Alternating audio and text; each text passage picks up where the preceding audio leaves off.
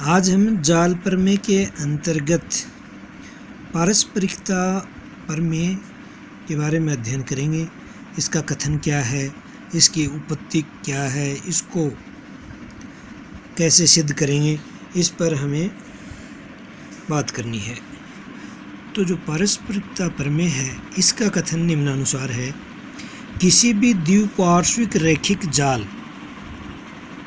यानी उसमें कम से कम दो पास हों तथा रैखिक हो, यानी कि ओम के नियम का पालन करे, आई तथा वी परस्पर समानुपाती हों, में यदि एक पास में स्थित वोल्टता स्रोत ई, कोई वोल्टता स्रोत है ई, दूसरे पास में यदि धारा आई उत्पन्न करता है, तो इस स्रोत को यदि पहले पास से हटाकर दूसरे पास में लगा दें तो पहले पास में जो धारा उत्पन्न होगी वो आई ही होना चाहिए। ये है पारस्परिकता प्रमेय का कथन है। यानी कि किसी भी द्विपार्श्विक रैखिक जाल में यदि एक पास में स्थित वोल्टता स्रोत ई दूसरे पास में धारा आई उत्पन्न करता है, तो इस स्रोत ई को पहले पास से हटाकर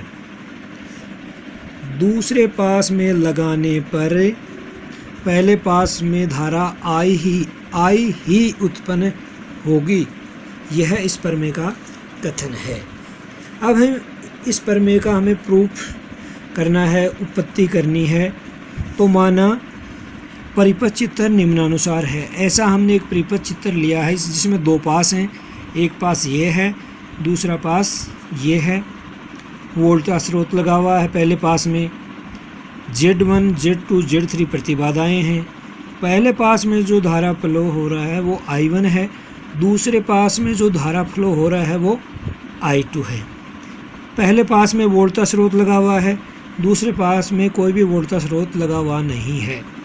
अतः हम किरचॉफ के नियमों की सहायता से I2 का मान ज्ञात करेंगे। तो पहले पास के लिए किरचॉफ के नियम से E बराबर Z1 plus Z2 I1 minus Z3 I2, इसे हमने कोई समीकरण नंबर 1 दे दिया है। तथा दूसरे पास के लिए यहाँ पर कोई भी वोल्टता स्रोत नहीं है, अतः यहाँ इस साइड में हमने 0 रखा, बराबर Z2 plus Z3 I2। Z2 तथा Z3 से I2 एक ही डायरेक्शन से फ्लो हो रही है, माइनस Z3 I1, क्योंकि Z3 से जो I1 है वो I2 के अपोजिट डायरेक्शन में फ्लो हो रही है। अतः समीकरण लिखेंगे 0 बराबर minus Z3 I1 plus Z2 plus Z3 I2, समीकरण नंबर 2।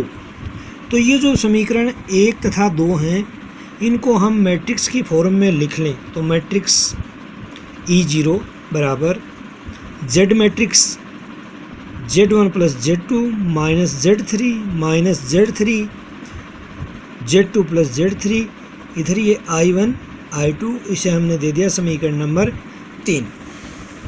अब ये जो Z मैट्रिक्स है, इसके सारणिक का हमें मान ज्ञात करना है, उसे हम डेल्टा Z बोल रहे हैं। तो डेल्टा Z बराबर सारणिक Z1 plus Z3 minus Z3 Z2 plus Z3। तो इस सारणी को सोल्व करेंगे तो पहला कंपोनेंट इंटू ये चौथा माइनस दूसरा और ये तीसरा, यानी कि Z1 plus Z3 into Z2 plus Z3 minus Z3 into Z3, तो Z3 स्क्वायर आ जाएगा। अब इसको सोल्व किया तो Z1 Z2 आएगा, Z2 Z3 आएगा, Z3 Z1 आएगा, साथ ही साथ Z3 स्क्वायर आएगा। माइनस Z3 स्क्वायर यहाँ पर है, तो Z3 square minus Z3 square से निरस्त हो गया। तो जो सारणिक का मान वैल्यू बची सारणिक z की वैल्यू है वो z1 z2 plus z2 z3 z3 z1 प्राप्त हुई। इसे हमने समीकरण नंबर 4 दे दिया। तथा हमें सारणिक डेल्टा 2 भी प्राप्त करना है। जब हम सारणिक डेल्टा 2 को प्राप्त करेंगे तो जो z सारणिक है उसके द्वितीय कॉलम में वोल्टता का जो कॉलम था उससे प्रतिस्थापित कर देंगे। तो z1 प्लस z3 ऐसा रहेगा, माइनस z3 रहेगा, यहाँ e आ जाएगा और यहाँ 0 आ जाएगा। अब इसको यदि हम सॉल्व करते हैं तो ये कंपोनेंट इससे माइनस दिस इंटू दिस, तो ये 0 हो गया, माइनस माइनस प्लस, तो EZ3 आ गया। सारणिक 2 की जो वैल्यू है, सारणिक 2 का कंपोनेंट है वो EZ3 आ गया। इसे हम समीकरण नंबर 5 दे दिया। अतः परिभाषा से द्वितीय पास में जो प्रवाहित धारा है I2 वो होती है सारणिक 2 अपॉन सारणिक Z। इन दोनों की वैल्यू रखनी है। तो 5 से और समीकरण 4 से हमें प्राप्त हुआ Z3E। डेल्टा 2 की वैल्यू Z3E है और डेल्टा Z की value Z1 Z2 plus Z3 Z2 plus Z3 Z1। इसे हमने समीकरण नंबर 6 दे दिया। अब पारस्परिकता प्रमेय से हम स्रोत को चेंज करेंगे और पहले पास में जो करंट फ्लो होगी उसे ज्ञात करेंगे और प्रूव करेंगे कि ये जो दूसरे और पहले दोनों पास में जो करंट है वो सेम होगी। अब हम वोल्टता स्रोत को पहले पास से हटाकर दूसरे पास में लगाते हैं, जो कि निम्न परिपथ के अनुसार होगी। ये जो परिपथ चित्र बना दिया हमने, वोल्टता स्रोत दूसरे पास में लगाया है। Z1 Z2 Z3 as it is हैं, यथावत हैं। साथ ही साथ हमने मान लिया कि इस दूसरे पास में E लगाने पे जो करंट फ्लो हो रही है वो I2 डैश है तथा पहले पास में जो करंट फ्लो हो रही है वो I1 डैश है। तो हमें I1 डैश की वैल्यू निकालनी है। तो I1 की वैल्यू निकालने के लिए हम किरचॉफ के नियम से दोनों पास के लिए पास समीकरण लिखेंगे। अतः पास समीकरण होंगे E बराबर Z2 plus Z3 I2 dash minus Z3 I1 dash. समीकरण नंबर 7 तथा द्वितीय पास में कोई स्रोत नहीं है तो 0 बराबर minus Z3 I2 dash plus Z1 plus Z3 I1 dash. समीकरण 8।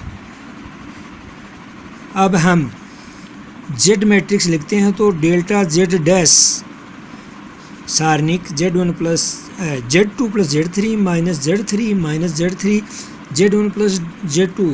इसको जब सोल्व करते हैं, इसको सरल करते हैं तो वैल्यू हमें जो प्राप्त होती है वो होगी Z1 Z2 plus Z2 Z3 plus Z3 Z1 तथा डेल्टा 2 डैश ज्ञात करने के लिए Z मैट्रिक्स के द्वितीय कॉलम में E और 0 से प्रतिस्थापन कर दिया गया है।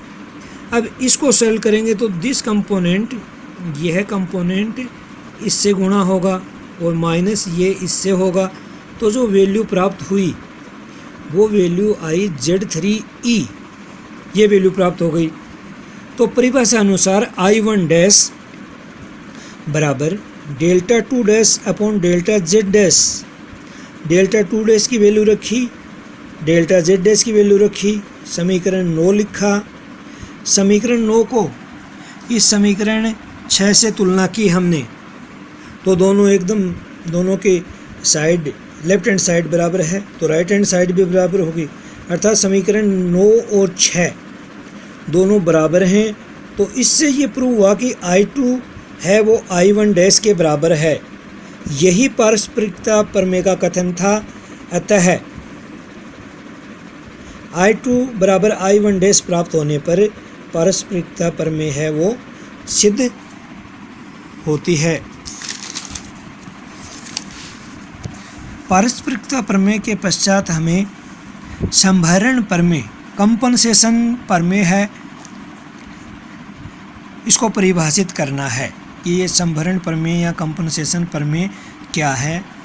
तो इस प्रमेय का कथन है कि किसी भी सक्रिय जाल में सक्रिय जाल का अर्थ है कि उसमें वोल्टता या धारा स्रोत लगा हुआ होना चाहिए। उसकी किसी भी प्रतिबाधा को एक नए वोल्टता स्रोत से प्रतिस्थापित किया जा सकता है जिसका आंतरिक प्रतिरोध शून्य होना चाहिए, यानी उस स्रोत का आंतरिक प्रतिरोध 0 होना चाहिए तथा विद्युत वाहक बल प्रतिबाधा के सिरों के मध्य उत्पन्न विभवांतर के बराबर होना चाहिए, यानी उस वोल्टता स्रोत का आंतरिक प्रतिरोध तो 0 हो तथा जो विद्युत वाहक बल है वो दी गई प्रतिबाधा है उसके सिरों पर कितना विभवांतर उत्पन्न हो रहा है उसके बराबर होना चाहिए। यह काल्पनिक वोल्टता स्रोत परिपथ के स्रोत के विरुद्ध होता है। इसकी डायरेक्शन परिपथ के जो स्रोत की डायरेक्शन है उसके अपोजिट होता है। इसका ब्लॉक डायग्राम कुछ इस प्रकार से बना सकते हैं। ये कोई जाल है, इसमें करंट फ्लो हो रही है I। अब इसकी किसी प्रतिबाधा को हमने वोल्टता स्रोत से प्रतिस्थापित कर दिया तो जाल है, इन सिरों के बीच में वोल्टता स्रोत लगा दिया और V = IR, यानी जितना विभवांतर उत्पन्न हो रहा है, यानी कि यहाँ पर ये जो प्रतिरोध था, यहाँ प्रतिबाधा की बात करें तो प्रतिबाधा को विभवांतर जितना विभवांतर है उतने विभवांतर के स्रोत से प्रतिस्थापित किया जा सकता है। यह प्रमेय संभरण प्रमेय कहलाती है।